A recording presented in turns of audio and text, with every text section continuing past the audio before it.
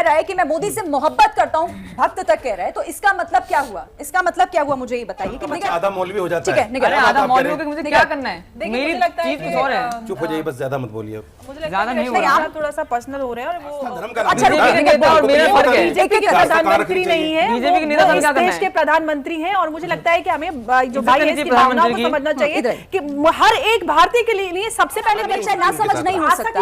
अगर वो कह रहा है कि मेरे लिए दीन से पहले देश है, तो सुनिए साजिद रशीदी कैसे हो जाएगा? अच्छा, मुझे मोदी जी से इतना प्यार है कि मोदी जी ने देश का नाम रोशन किया है, इससे बड़ी कोई बात नहीं हो सकती। मैं तो बल्कि कहता हूं, एक सेकंड, मैं ये कहता हूं कि मोदी जी ने जो काम किए सबका साथ, सबका विकास, सबके विश्वास पर, वो वाकई ऐसे हैं कि ऐसे ही लोगों को मुखर होना चाहिए जैसे बच्चा हुआ। कैसे एक मुस्लिम बच्चे ने एक मौलाना की बोलती बंद कर दी? भाई लाइव डिबेट में मौलाना की बोलती बंद कर दी क्योंकि लड़का जो है मोदी जी का फैन है, और मौलाना को यह बात बिल्कुल पसंद नहीं आई कि एक मुस्लिम लड़का होकर के मोदी का फैन है। चलिए वीडियो देखते हैं। साल का बच्चा आधा मौलवी हो जाता है। आधा मौलवी होकर मुझे क्या करना है? मेरी चीज कुछ और है। चुप हो जाइए, बस ज्यादा मत बोलिए। ज्यादा नहीं हो रहा, थोड़ा सा पर्सनल हो रहा है और वो मुझे लगता है कि बच्चा उसकी भावनाओं को हमें समझना चाहिए कि किस तरह से एक मुसलमान एक मिनट रशीदी जी सुनिए, अपनी भावनाएं होती है, भावनाओं के बारे में आज तक किसी बीजेपी के नेता ने कहा कि मेरी आस्था मोदी नहीं ये बीजेपी का नेता नहीं है, इसकी बात हमें बीजेपी के नेता से क्या करना है? आस्था धर्म का और मेरा फर्क है। बीजेपी के प्रधानमंत्री नहीं है, बीजेपी के नेता क्या करना है? देश के प्रधानमंत्री हैं। और मुझे लगता है कि हमें जो भाई है इसकी भावनाओं को समझना चाहिए कि हर एक भारतीय के लिए सबसे पहले देश होना चाहिए। हम जिस देश में पैदा होते हैं, जिस देश की धरती पर, जिस देश का नमक खाकर, वो हमारी पहचान है, जो हमें इज्जत मकाम पहचान देता है, वो हमारे लिए सबसे पहले आता है। और इस्लाम भी कहता है हिब्बुल वतनी मिन नफ्सुल ईमान, तो ये जो हमारे ईमान का नफ्स है वो नबी ने सिखाया। आपकी बात को आपने जो जिस तरह से कहा कि आप नबी को पूछते हो, तो उसकी बात बिल्कुल सही है। इस्लाम में किसी की पूजा नहीं होती, अल्लाह को मानते हैं।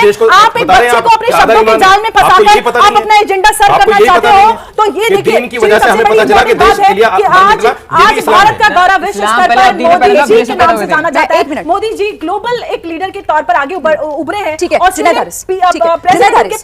साल का बच्चा, एक मिनट 16 साल का बच्चा ना समझ नहीं हो सकता। अगर वो कह रहा है कि मेरे लिए दीन से पहले देश है, तो सुनिए साजिद रशीदी कैसे हो जाएगा? अच्छा कुछ भी करें, प्लीज आप दोनों शांत होकर बोलिए। ये बच्चा स्वतंत्र भारत का रहने वाला है और अपनी आस्था को व्यक्त करने का और अपनी बात को कहने का अच्छी तरह से पूरा हक रखता है। पहली बात तो ये बिल्कुल क्लियर है। अपने प्राइम मिनिस्टर से प्यार करना, मोहब्बत करना, ये भी कोई गलत बात नहीं, तो बहुत अच्छी बात है। जो भी पीएम है हमारा पीएम है, जो भी राष्ट्रपति हमारा राष्ट्रपति है। लेकिन बेटा एक चीज में आप, चूंकि आपकी एक समझ है, मुल्क देश बड़ा है, देश के अंदर कानून को हाथ में लेने वाला मुजरिम है कि नहीं? कौन है? अबे पूछो मुजरिम है कि नहीं? कानून को जो भी हाथ में बनाई मुजरिम के लिए, सुन लेते हैं। देश के कानून को जो भी हाथ में लेगा वो मुजरिम है। 6 दिसंबर 1992 को जिन लोगों ने बाबरी मस्जिद को तोड़ा था, देश के कानून को हाथ में लिया था, सही किया था या गलत किया था? वो गलत था। गलत था। उसकी मैं आपसे कह रही थी, देखिए सुनिए ना, नहीं इसको मैं सिर्फ इतना कह रही थी, आपने कहा कि वो गलत था।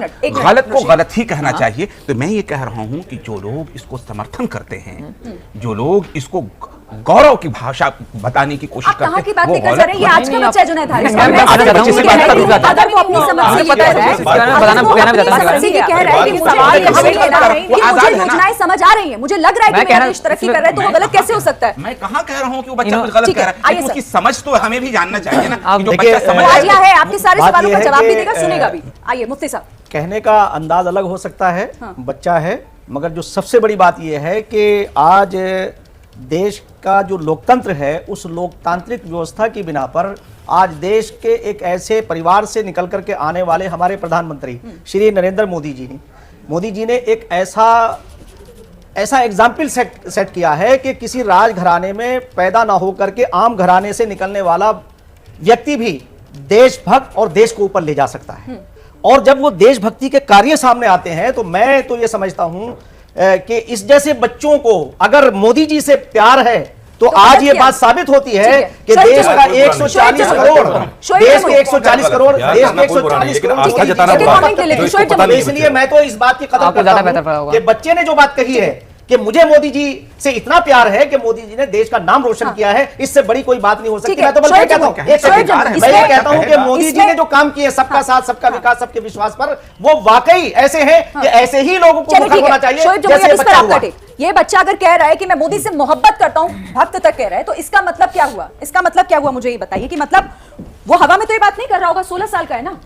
बच्चे से हमारा कोई डिबेट नहीं, मैंने उनकी बातें सब सुन ली है। आपने, ठीक है। कृपया करके मेरा वक्तव्य आप सुने, जो मैं दर्शकों को कह रहा हूँ कि देखिए, ये मोदी वर्सेस मुसलमान नहीं है। हो सकता है बहुत सारे मुसलमान मोदी जी को पसंद करते हो, अल्पसंख्यक उसमें विंग है भारतीय जनता पार्टी में, कई मुसलमान वोट भी देते हैं, ऐसा नहीं है। लेकिन सवाल ये होता है कि हम जिन नीतियों पर बात कर रहे हैं, आखिरकार क्यों 16 साल की उम्र को वोट देने का अधिकार नहीं था, है क्योंकि इलेक्शन कमीशन और संविधान ने समझता है कि 18 साल की उम्र में वो सोच पैदा होती है कि हम सही गलत का फैसला लेते हैं और हम चुन सकते हैं कि कौन नेता हमारे लिए बेहतर है और कौन नहीं।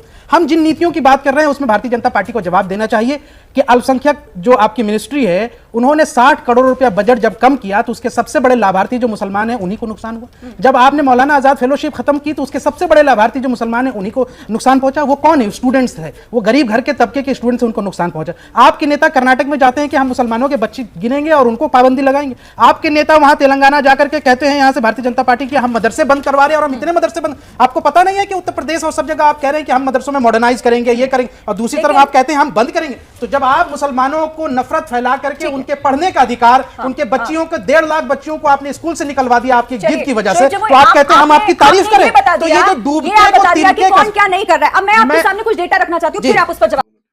देखा कैसे एक मुस्लिम लड़के ने भाई मौलाना साहब से भाई पूरी जंग छेड़ दी, कैसे उनसे भिड़ गया और भाई कैसे मतलब मौलाना साहब को एक बात अच्छी नहीं लगी कि एक मुस्लिम लड़का होकर के मोदी का फैन है, मोदी की जो सपोर्ट कर रहा है, पीएम मोदी को जो है वाह वाह कर रहा है। तो भाई मौलाना साहब इसको बच्चों को भाई अपनी बातों में उलझाने लगे, इधर उधर करके बाबरी मस्जिद वगैरह ये वगैरह भाई कर करके इस बंदे का माइंड वॉश करने की पूरी कोशिश कर रहे थे।